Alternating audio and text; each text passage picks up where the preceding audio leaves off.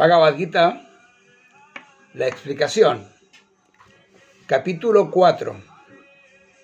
En sánscrito se llama Ata Chaturtodhyayaha Jnana Karma Samnya Samyogaha, acercándose a la verdad última. En el capítulo 4, el Señor Krishna revela cómo el conocimiento espiritual es recibido por sucesión discipular y la razón y la naturaleza de su descenso a los mundos materiales. Aquí también explica los caminos de la acción y el conocimiento, así como la sabiduría en relación con el conocimiento supremo, que se traduce en la culminación de los dos caminos. Este capítulo se titula Acercándose a la Suprema Verdad. Es muy interesante acá porque como está hablando acerca de que esto viene por sucesión discipular, en sánscrito se llama parampara, es la tradición maestro a discípulo. Esto se enseña, generalmente una persona tiene que tener un maestro espiritual autorizado y genuino para poder entender este conocimiento, porque como es muy complicado, porque el sánscrito son versos que si los traduces palabra por palabra muchas veces no dicen nada, o sea, para nosotros no dicen nada, pero para una persona que sí realmente conoce lo que es el valor del sánscrito y el valor de cada una de las palabras, entonces le da un verso con una explicación real. Y bueno, esos versos también pueden ser explicados o pueden ser traducidos como uno quiera. Por ejemplo, hay una palabra que se llama aham, que significa yo, aham.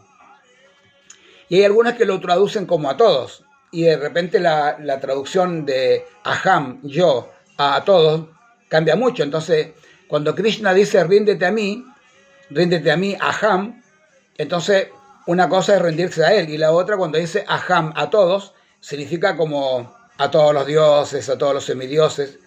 O también la otra de que yo soy Dios, o sea, yo soy aham, yo soy Dios, el yo, y en la otra en que aham significa a todos, en que todos somos dioses. ¿Viste? En la traducción del conocimiento Vedanta, ahí somos todos dioses. Y en el conocimiento de mi maestro espiritual, Srila Prabhupada, enseña un conocimiento que ya viene de hace más o menos unos 600 años atrás, de un maestro que se llamaba Madhvacharya, que él enseñaba de que él enseñó el principio de Achintya Aveda Veda Tattva, que después lo enseñó el señor Chaitanya hace 500 años en la India. Y eso significa de que somos iguales a Dios, pero diferentes. Claro, tenemos las mismas cualidades de Dios, en el sentido de que tenemos los mismos elementos, podemos crear también, tenemos hijos, podemos crear hijos con este mismo cuerpo, está lleno de vida y esa vida puede crear muchas vidas. Nosotros mismos en el cuerpo somos un universo completo. Entonces, claro, somos pequeños dioses, ¿viste? Pero no somos dioses.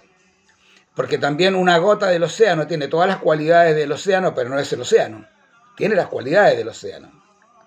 Entonces, lo importante es entender el Aham Brahmashmi, que significa yo soy espíritu. Ahí sí, bueno, somos espíritu. Dios también es el espíritu superior, el espíritu supremo, por eso se llama Paramatma o el espíritu supremo. Y nosotros cuando hablamos esto de la Achintya Veda Veda Tattva, hablamos de esa diferencia, ¿no?, que hay, que somos uno y diferente con Dios. Eso es muy, muy, muy importante.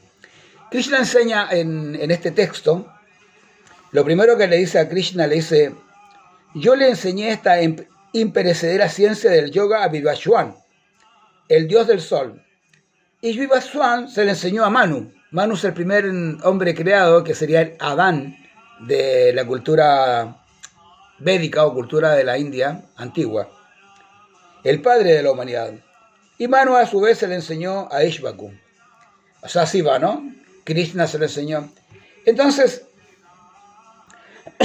en un momento Krishna, Arjuna le dice, si tú naciste después que Vivaswan, o sea, el dios del sol, ¿cómo pues me has dicho, tú le declaraste a él, cómo le declaraste a él desde el principio, ¿no? Si tú naciste después que el dios del sol. Entonces Krishna le dice, muchos nacimientos he dejado yo tras mí, y muchos dejaste también tú, oh Arjuna, pero yo los recuerdo todos, y tú no recuerdas los tuyos. Esa es la diferencia. Nosotros hemos tenido, de acuerdo a la cultura védica, hemos tenido 8.400.000 formas diferentes de vida. De ellas 400.000 son humanas. Pero hemos sido microbios, hemos sido virus, hemos sido, ¿cómo se llama? Bacterias, hemos sido insectos y toda clase de animales hasta que finalmente llegamos a la forma humana. Y la forma humana es para liberarnos de este cautiverio material. Todo esto se llama el ciclo, se llama samsara, que yo lo dije antes. Y en este tercer capítulo, Krishna lo que dice es que si tú quieres llegar a entender este conocimiento, lo primero que debes tener es un maestro. En este caso, Krishna es el maestro que nos enseña este conocimiento a través de las preguntas muy inteligentes que hace Arjuna. Cada una de las preguntas que hace Arjuna son respondidas por Krishna, y él dice, pero el ignorante, el hombre sin fe y el esclavo de la duda, camina hacia la perdición, porque ni en este mundo ni en los mundos del más allá hay felicidad para quien duda. Por un lado, él dice que la duda es importante porque la duda es inteligencia. Pero dice, al que renuncia a las obras por el yoga, al que desarraiga sus dudas por el conocimiento, al que está regulado por el yo, no le liga las acciones. O sea, no hay karma para el que se entrega. Así pues, cuando desarraigues por la espada, en cuanto desarraigues con la espada de la sabiduría esas dudas nacidas de la ignorancia que medran en tu corazón, afírmate en el yoga y yérguete. Primero que nada es el conocimiento. Este conocimiento debe ser adquirido a través de un maestro espiritual fidedigno. Eso es muy importante. Y eso te lo declara acá. Primero, parampara. Por otro lado, Krishna te explica de que ya él nació muchas veces, pero él se recuerda de su nacimiento, de las encarnaciones que él ha tenido. Nosotros no nos recordamos de nuestras encarnaciones. Eso no significa que no han ocurrido. Y por otro lado, dice que vos tenés que entregarte de verdad en este conocimiento, sin duda, porque te lo está diciendo el maestro más autorizado de todos, que es Dios mismo, Krishna. Krishna lo explica claramente, y lo interesante sería seguir estudiando. Este capítulo es bueno estudiarlo en el sentido de que es bueno que te llenes de este conocimiento de tener un maestro espiritual que te guíe y que te permita que te dé todas las respuestas a esas dudas. Y una vez que ya te entregó todo el conocimiento y ya no hay duda, entonces directamente entrégate el conocimiento, establécete en el ser y sé feliz. Porque en el fondo todo esto se trata de ser feliz. ¿Cómo se puede lograr la felicidad? Yo lo expliqué en el verso anterior, pero aquí Krishna está entregando las